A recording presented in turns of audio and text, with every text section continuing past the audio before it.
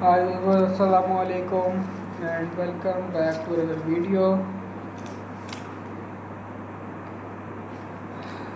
आज की इस वीडियो में हम बात करने जा रहे हैं how can you justify that air is a homogeneous mixture, identify substances present in it. ठीक है, ये है हमारा आज का क्वेश्चन। तो वीडियो को शुरू करने से पहले मैं आप सब लोगों से ये कहना चाहूँगा कि अगर आप लोग हमारे चैनल पर नए हैं तो चैनल को सब्सक्राइब कर दें, बेल आइकन को हिट कर दें, वीडियो को लाइक कर दें और शेयर करना मत भूलिएगा। कहता है how can you justify that air is a homogeneous mixture, identify substances present in it. तो हम कहेंगे yes, air is a homogeneous mixture of nitrogen gas, oxygen gas, carbon dioxide gas, noble gases and moisture. It is a homogeneous mixture because the composition of each element or compound is uniform throughout in air। कहता है name a solid, a liquid and a gaseous element that exists at the room temperature। तो कहता है solid element copper है, liquid element mercury है, gaseous element nitrogen है। इसके बाद नेक्स्ट है which element do the following compounds contain, sugar, common salt, lime water and chalk. तो शुगर का हमारे पास केमिकल फार्मूला होता है Cu12H22O11। एलिमेंट्स ऑफ कंपाउंड्स का हमारे एलिमेंट्स ऑफ कंपाउंड इसके अंदर होते हैं carbon, hydrogen and oxygen. Common salt sodium chloride, इसका हमारे पास केमिकल फार्मूला है NaCl। इसके अंदर होते हैं सोडियम और क्लोराइन। उसके बाद लाइम वाटर का CaOH ट्वाइस, इसका हमारे पास इसके अंदर होता है हमारे पास कैल्शियम, ऑक्सीजन एंड हाइड्रोजन। उसके बाद चॉक का हमारे पास calcium carbonate CaCO3, calcium carbon और ऑक्सीजन इसके अंदर मौजूद होते हैं। कैल्शियम कार्बन और ऑक्सीजन इसके अंदर मौजूद होते हैं। उसके बाद बात करते हैं define relative atomic mass and define relationship between. पहले हम बात करते हैं डिफाइन रिलेटिव एटॉमिक मास की।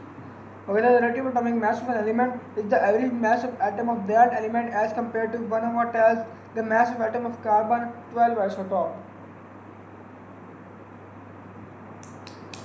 उसके बाद बात करते हैं हमारे पास इस एटॉमिक मास यूनिट ऐसा यूनिट ऑफ एटॉमिक मास।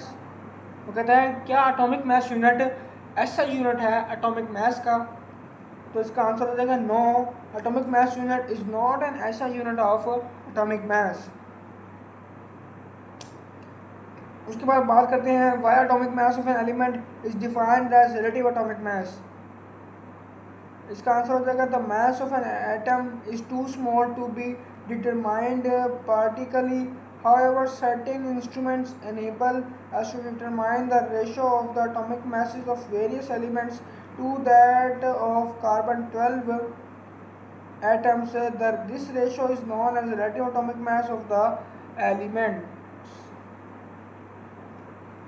उसके बाद नेक्स्ट है what is relationship between empirical formula and formula unit.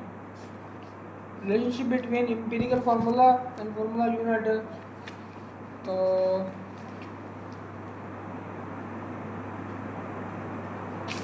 इसको हम यहाँ से करते हैं,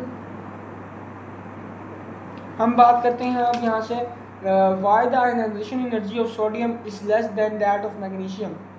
इसका आंसर हो जाएगा the charge in the nucleus of sodium is less than in magnesium. Moreover size of sodium is larger than magnesium. Both of these factor decrease the attraction between the nucleus and valence electrons in the case of sodium, therefore ionization energy of sodium is less than that of magnesium। वो कहता है what is shielding effect। वो कहता है the electron present in the inner shell screen a shield of force of electrons of nucleus felt by the valence shell electrons।